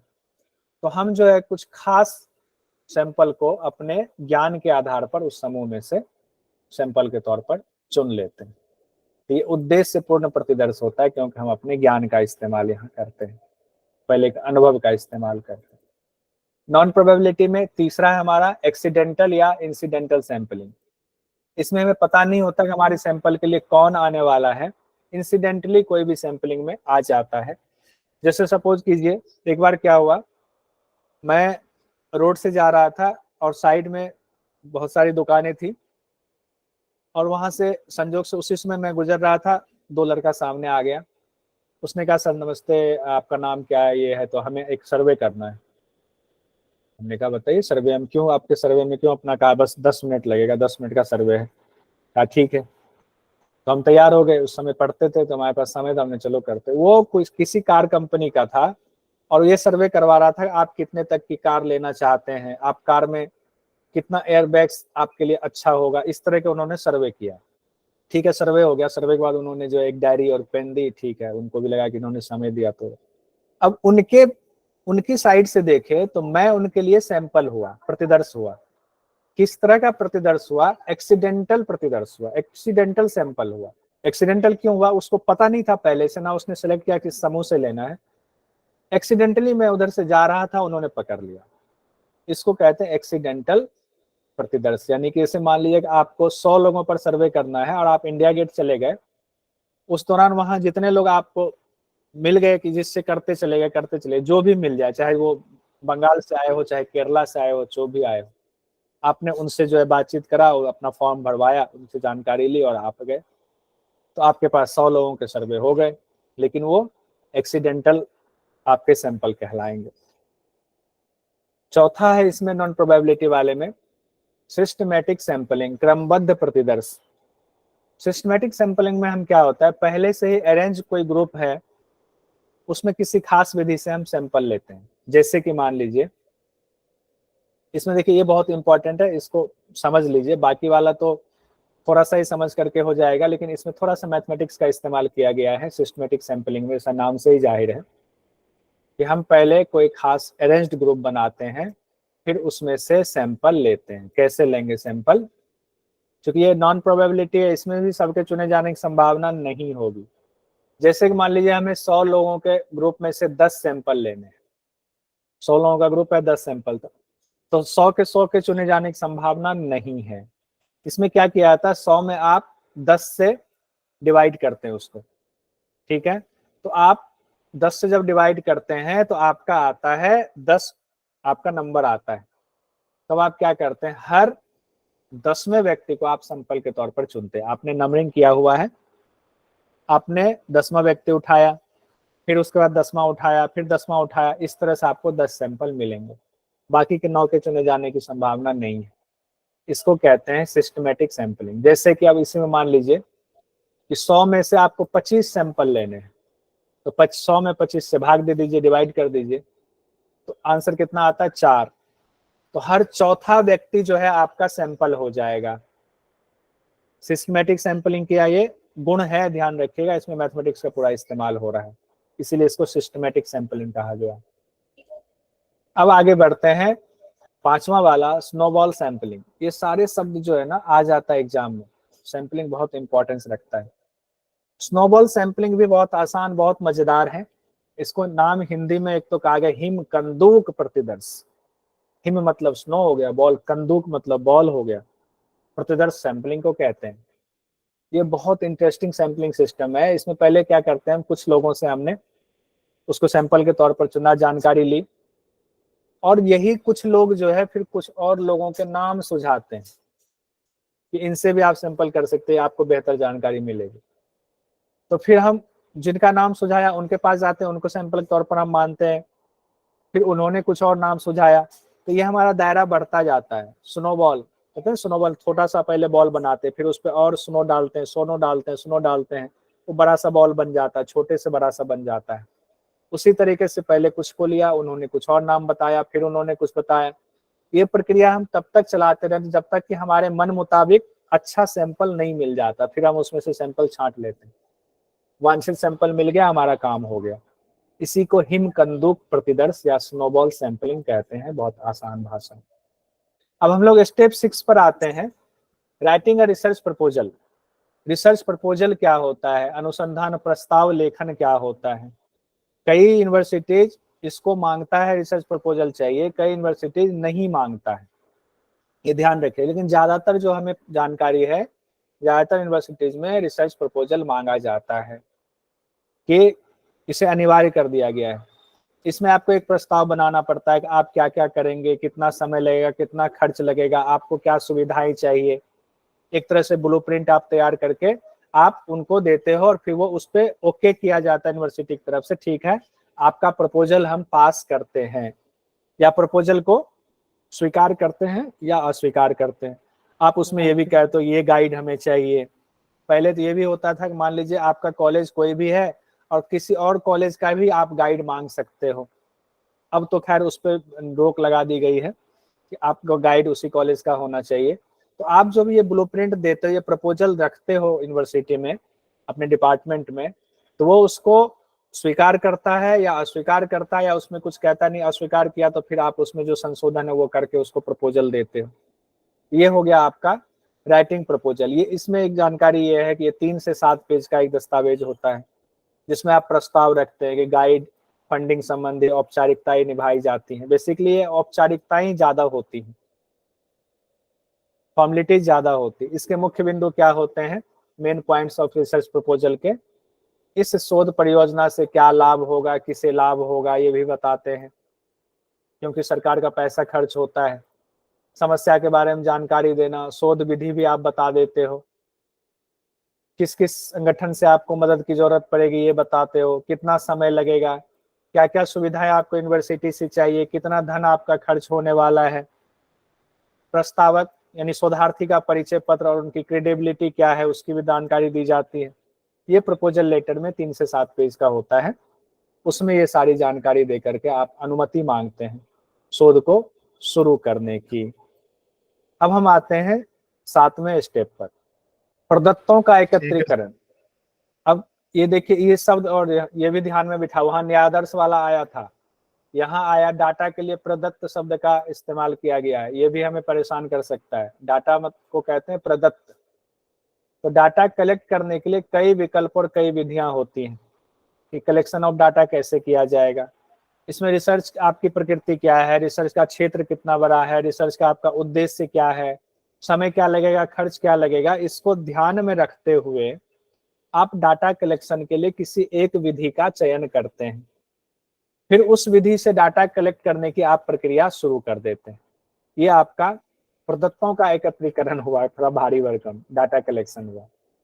कौन कौन से मेथड का इस्तेमाल करते हैं हम डाटा एकत्र करने में? Methods of collecting of data by observation, अवलोकन द्वारा। अवलोकन ऑब्जर्वेशन जैसा कि नाम से ही जाहिर है कि इसमें साक्षात्कार के लिए बिना जांचकर्ता के अवलोकन के द्वारा एकत्र डाटा कहलाए। इसमें साक्षात्कार लिए बिना ही जो जांच करता है, ऑब्जर्वर है, उसने जो ऑब्जर्व किया है, उसको जो उसने लिखा है, डाटा तैयार किया है, उसी को हम फाइनल मान लेते हैं ऑब्जर्वेशन से।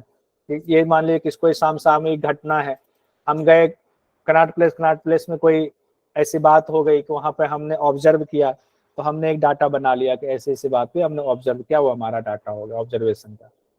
टेलीफोनिक इंटरव्यू, जब सर्वेक्षण के लिए हमारे पास समय बहुत कम है तो हम टेलीफोनिक इंटरव्यू से जानकारी जुटाते हैं। इसमें क्या होता है, कम समय में हमारे पास डाटा मौजूद हो जाता है।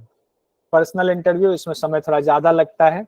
हम विधिवत तरीके से पहले क्वेश्चन तैयार करते हैं उस सब्जेक्ट से रिलेटेड, और फिर उस सब्जेक्ट से रिलेटेड जो विद्वान हैं, जिनको उसकी जानकारी है, उनके पास जाकर के उनका साक्षात्कार करते हैं, इंटरव्यू करते हैं। जैसे चंद्र मिशन है तो उसमें अंतरिक्ष वैज्ञानिकों का इंटरव्यू करेंगे, तो पहले हमें चंद्रमा से रिलेटेड जानकारी होनी चाहिए, कितने मिशन अब तक वर्ल्ड वाइड गए हुए हैं, वहाँ क्या क्या है, पहले जानकारी होगी तो हम क्वेश्चनायर तैयार करेंगे, फिर अंतरिक्ष वैज्ञानिक को हम ढूंढेंगे, फिर उनका हम साक्षात्कार करेंगे। शेड्यूल है, अनुसूचियां इसको कहते हैं। इस विधि में जानकारी एकत्र करने वाले को प्रगणक कहा जाता है, शेड्यूल। उसे क्या करते हैं, पहले से उसको ट्रेनिंग दी जाती है, जो डाटा जमा करेगा उसको पहले से ट्रेंड किया जाता है। फिर उन खास प्रश्नों की सूची होती है उनके पास में, फिर उसको लेकर के उनको भेजा जाता है। तो वो जिनसे डाटा लेंगे इनको ट्रेनिंग दी हुई है, उनसे क्या पूछना, कैसे उनको भरवाना। बहुत सारे लोग जाते हैं जनगणना में तो पता नहीं होता है कि वो जो भरने वाले हैं वो क्या भरेंगे। तो जो भरवाने वाले होते हैं वो ट्रेंड होते हैं, उनको ट्रेनिंग दी जाती है, तो वो फिर उनको बताते हैं यहाँ ये भरना है, इससे संबंधित भरना है, इसको ऐसे भरना है, वो बोलते जाते हैं, वो भरते जाते हैं। उसके बाद है मेल प्रश्नावली, मेल्ड क्वेश्चनायर। मेल्ड क्वेश्चनायर का मतलब, यहाँ मेल से तात्पर्य सिर्फ ईमेल से मत मानिएगा, मेल से यहाँ हुआ जिसमें हम फिजिकली हमारा प्रेजेंस सामने वाले के पास नहीं है, हमने प्रश्न तैयार किया और संबंधित व्यक्ति को जिससे डाटा लेना उसको हमने पोस्ट कर दिया बाय पोस्ट, जैसे ईमेल से किया हो, व्हाट्सएप से किया हो, चाहे हमने आजकल व्हाट्सएप का बहुत चल रहा है, या हमने उनको ईमेल किया है या डाक से हमने भेज दिया है, क्वेश्चनायर हमने भेज दिया। या आजकल आप देखते हो कि रिसर्च करने वाले व्हाट्सएप पे आपको भेज देते हैं, कहते हैं इसको जरा भर करके हमें वापस कर देना, वो मेल्ड क्वेश्चनायर की श्रेणी में आएगा। ठीक है, डाक के द्वारा किसी अन्य साधन से भेजा जाता है। इसमें कवरिंग लेटर होता है। एक कवरिंग लेटर क्या भरना, क्यों भरना है, इसकी जानकारी वो जो रिसर्चर होता है अपना कवरिंग लेटर देते हैं कि मैं जो है डायबिटीज को लेकर के एक शोध कर रहा हूँ, उसको लेकर के आपकी राय चाहिए, इसमें कुछ सवाल दिए जा रहे हैं, अगर आप इन सवालों के जवाब देंगे तो भविष्य में ये जो डायबिटीज के पेशेंट है उनकी समस्याओं के समाधान के लिए उपयोगी होगा। रिसर्चर अपना नाम वगैरह उसमें डाल देते हैं। कवरिंग लेटर के साथ वो क्वेश्चनर उनके पास पहुंचता है, फिर वो व्यक्ति जो है उस क्वेश्चनर को कंप्लीट करता है और फिर उसको रिसर्चर के पास वापस भेज देता है। 8वां स्टेप हमारा है, जब हमने डाटा को कलेक्ट कर लिया, अब हमारे पास रिसर्च के लिए पूरा डाटा आ चुका है, तो डाटा आने के बाद अब उस डाटा को हम अच्छे से सजाएंगे, अपने पास रखेंगे। और डाटा को रखने के बाद जब हमने डाटा को अलग अलग कर लिया, सजा लिया, उसको प्रोसेसिंग बोलते हैं, और जब सजा लिया तो फिर उसका विश्लेषण करेंगे कि हमारा रिजल्ट ताकि उससे निकल पाए, हम किसी निष्कर्ष पर निकले, जो समस्या हम लेकर आए थे उसका समाधान हमारे हिसाब से क्या हुआ, उस प्रोसेसिंग के बाद जो विश्लेषण करेंगे उसका रिजल्ट हमें तब प्राप्त होगा। तो हम तालिका बनाते हैं या कोई ग्रुप बनाते हैं और डाटा को उद्देश्य के हिसाब से उस तालिका और ग्रुप में हम फिट करने की कोशिश करते हैं। जैसे कि आप मान लें कि आप मार्केट से एक बैग में किचन का अलग अलग सामान लेकर आए, उसमें आपकी सब्जियां भी हैं, दाल भी है, चावल भी है, बहुत सारी चीजें हैं। तो जब आप उसको लाते हो तो एक ही साथ नहीं रखते, दाल वाले को अलग करते हैं हम सब्जियों को हम फ्रिज में रखते हैं, चावल को अलग रखते हैं, आटा को अलग रखते हैं, तो हम उसको कैटेगरी वाइज बांट लेते हैं ताकि खाना बनाने के दौरान हम उसमें से सामान निकाल करके आराम से इस्तेमाल कर लें। उसी तरीके से डाटा जो भी हमने कलेक्ट किया वो एक तरह से एक जगह रखा हुआ है, और ये जो अलग अलग किचन के सामान को हमने रखा है इसको प्रोसेसिंग करना कहेंगे। तो डाटा को अलग अलग ग्रुप्स में बनाना या टेबल में उसको फिट करना, ये प्रोसेसिंग हो जाएगा। बाद में फिर हम उसका एनालिसिस शुरू करेंगे। प्रोसेसिंग में भी दो चीजों का रखा जाता है। दो चीजों का क्या ध्यान रखा जाता है, एक तो एडिटिंग का ध्यान रखा जाता है, दूसरा कोडिंग का ध्यान रखा जाता है, जिसको कूट लेखन कहते हैं। एडिटिंग क्या होती है, डाटा की शुद्धि की प्रक्रिया को हम संपादन कहते हैं। जैसे कि सपोज कीजिए कि बहुत सारा सामान आपके पास आया और काट छांट करके आप उसमें से अपने काम के लायक चीजों को रखते हैं, जो अशुद्धि है, त्रुटि है, उसको दूर करते हैं। जैसे आपको एक गोभी मिला और गोभी को आपको बनाना है खाने के लिए, तो उसकी डंठलों को छील करके अलग हटा करके रख देते हैं, और फिर जो मटेरियल हमें खाना बनाने में इस्तेमाल होता है उसको हम रखते हैं। तो वो एडिटिंग हो गया एक तरह से, खाना बनाने के दौरान हमने गोभी को एडिट कर दिया। वैसे वीडियो की एडिटिंग होती है, आपके सामने टीवी पर न्यूज के दौरान जो 2 मिनट की क्लिप चलती है, हो सकता है रिपोर्टर ने, कैमरामैन ने उसको 1 घंटे का क्लिप बनाया हो, 10 मिनट का बनाया हो, वीडियो एडिटर उसको क्या करता है, काट करके छाट करके उसको 2 मिनट का उसमें से मटेरियल निकलवाता है।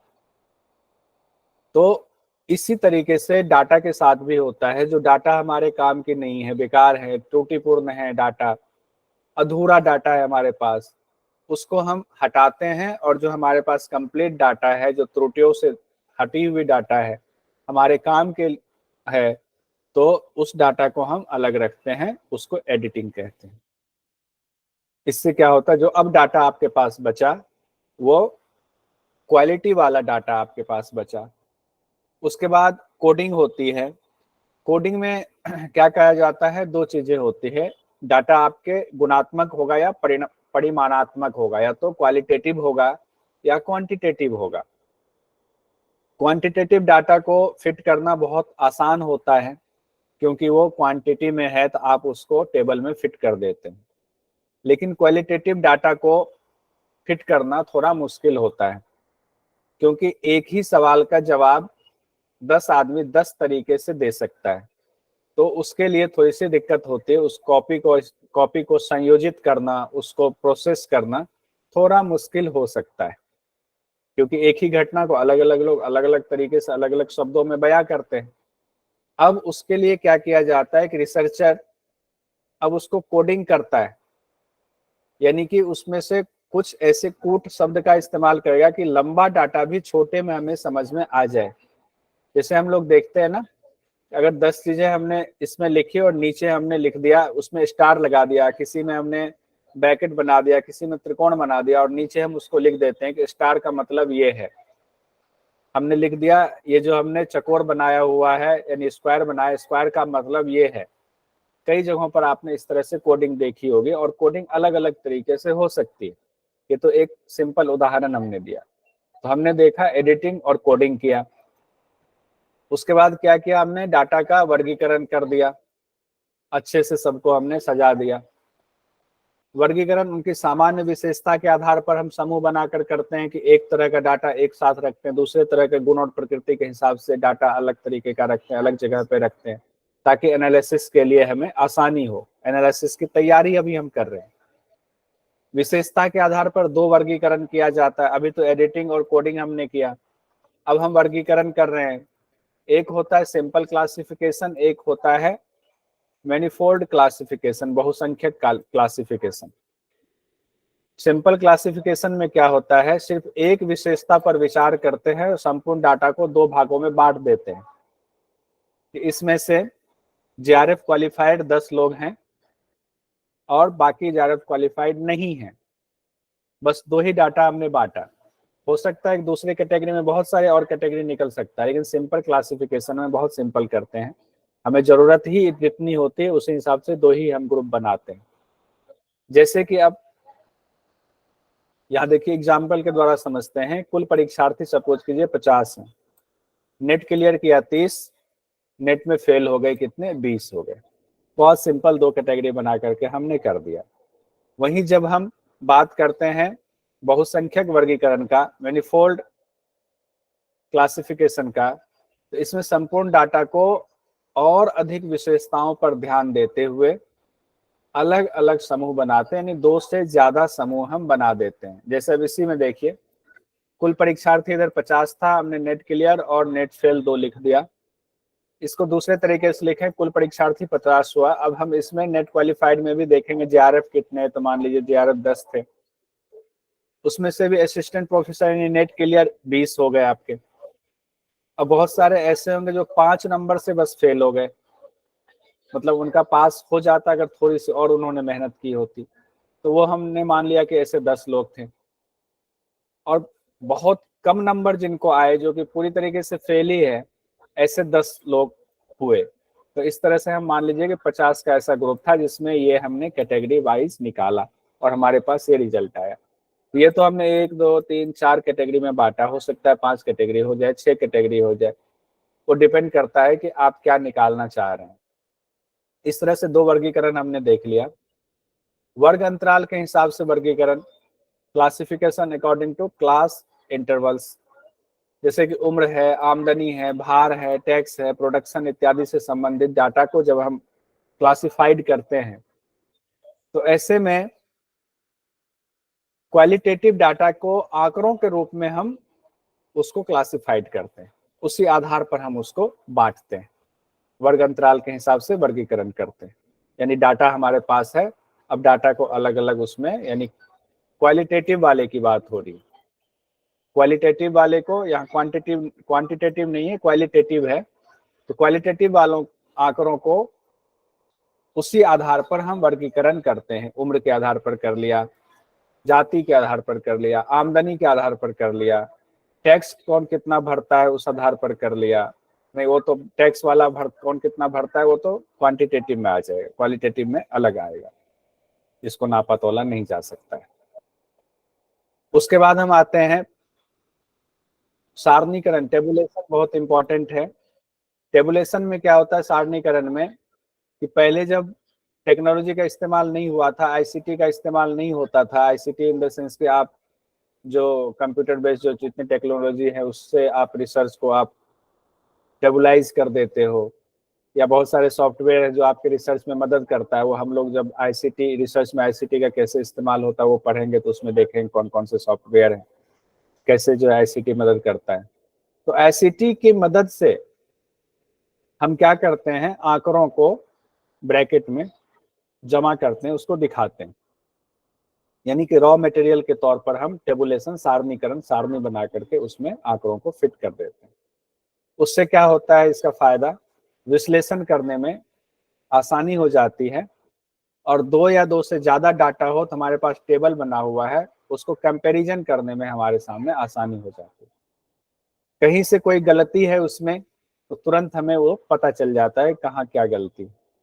अब यहाँ तक तो हमने देखा क्लासिफिकेशन, डाटा को हमने एडिटिंग करा, उस डाटा को हमने जो है एडिटिंग करने के बाद अच्छे से सजा लिया, सबको सजाने के बाद क्लासिफिकेशन भी बढ़िया से हो गया। अब एनालिसिस करेंगे, हम उसको विश्लेषण करेंगे। विश्लेषण के लिए कहा गया दो आधार पर विश्लेषण किया जाता है, एक क्वालिटेटिव डाटा एनालिसिस, एक क्वांटिटेटिव डाटा एनालिसिस, जिसको कि गुणात्मक प्रदत्त विश्लेषण कहते हैं और परिमाणात्मक प्रदत्त विश्लेषण कहते हैं।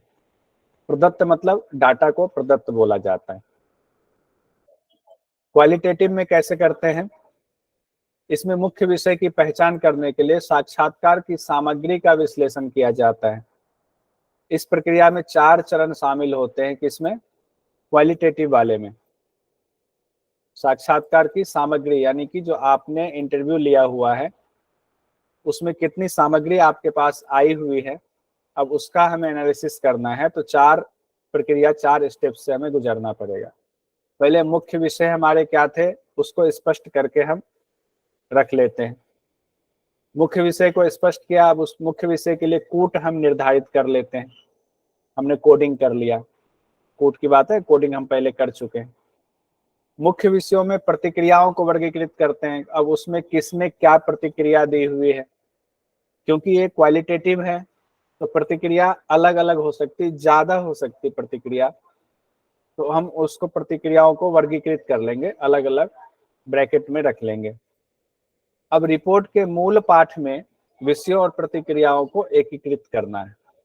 पहले क्या हमने किया, मुख्य विषय को स्पष्ट किया, मुख्य विषय के लिए हमने कोडिंग कर लिया, ठीक है। कोडिंग करने के बाद क्या क्या, मुख्य विषय में जो हमें प्रतिक्रिया मिली है उसको हमने छांट लिया। तो 2 चीजें आ गई, एक तो मुख्य विषय आ गया, दूसरा प्रतिक्रिया आ गई।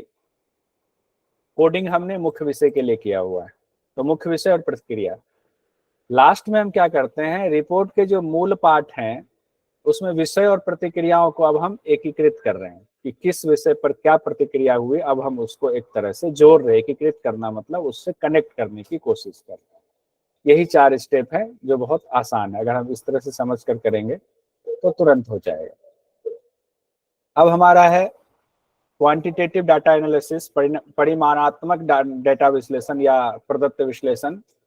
इसमें डाटा का विश्लेषण 2 तरीके से किया जाता है, या तो मैनुअली किया जाएगा या कंप्यूटर के द्वारा सॉफ्टवेयर आधारित किया जाएगा।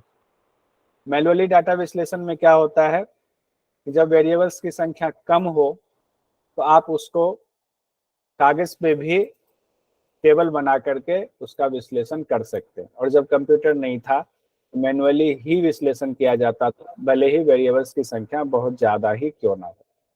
अब है कंप्यूटर द्वारा जब हम डाटा एनालिसिस करते हैं, डाटा एनालाइजिंग यूजिंग कंप्यूटर। तो कंप्यूटर के द्वारा कैसे हम डाटा एनालाइज करेंगे, कंप्यूटर के द्वारा हम सॉफ्टवेयर, कंप्यूटर क्या होता है, कंप्यूटर तो एक टीवी है, बक्सा है बस, उसमें सॉफ्टवेयर का इस्तेमाल किया जाता है।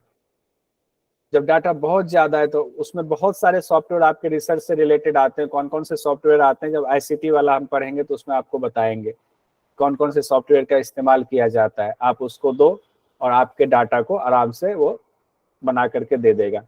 हाँ, क्वालिटेटिव में जरूर दिक्कत होती है, लेकिन क्वांटिटेटिव के लिए हमें दिक्कत नहीं होती, बहुत आसानी से सॉफ्टवेयर के द्वारा ये हो जाता है।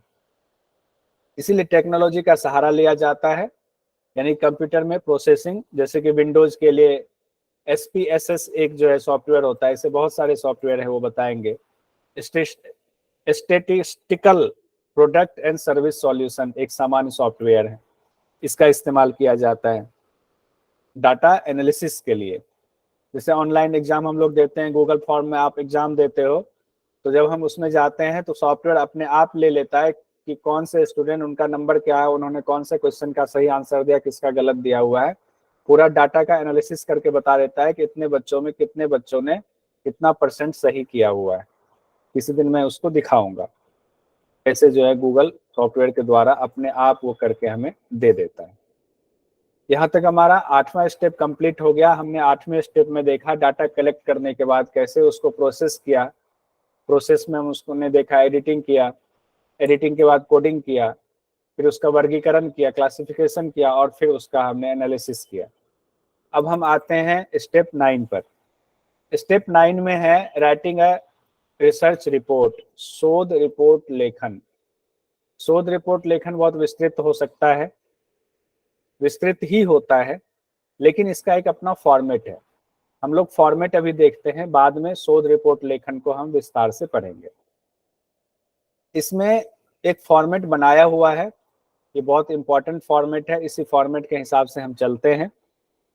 इसमें क्या होता है, पहले तो पूरे रिसर्च जो शोध आप लिखेंगे उसके तो 4 पार्ट में बांटते हैं, और चारों पार्ट में जो है अलग अलग कैटेगरी उसमें छांटते हैं। जैसे कि ब्रॉड डिवीजन में हम क्या करते हैं, अनुभाग आता है, इंडिविजुअल सेक्शन आता है, और प्रारंभिक सामग्री क्या क्या है आपका, तो रिपोर्ट का आप शीर्षक देंगे, विषय सूची देंगे, और सारांश उसमें लिखेंगे।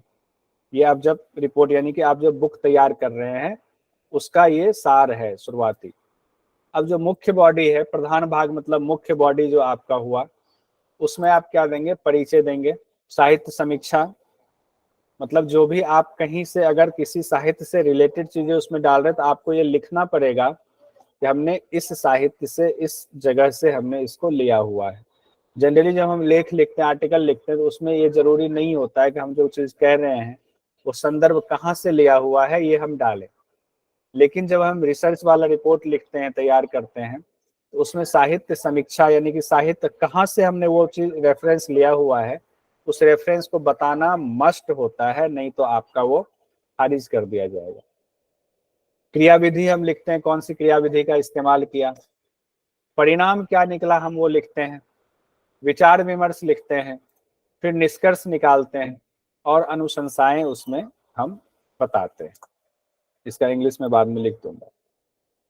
सबसे लास्ट में पूरक सामग्री कि संदर्भ ग्रंथ की सूची आपको देनी पड़ती। ऊपर तो हम रेफरेंस देते हैं, लेकिन नीचे हम पूरा संदर्भ ग्रंथ, जितना ग्रंथों का हमने अध्ययन किया जाए उससे हमने मदद ली है, या किसी रिसर्च रिपोर्ट जो पहले की हुई है उससे मदद ली है, उसकी पूरी सूची आपको देनी पड़ती है वहां पर, और बाद में परिशिष्ट आपको देना पड़ता है। ये आपका पूरा फॉर्मेट होता है। इसी फॉर्मेट के हिसाब से आपको अपना रिसर्च रिपोर्ट तैयार करना होता है।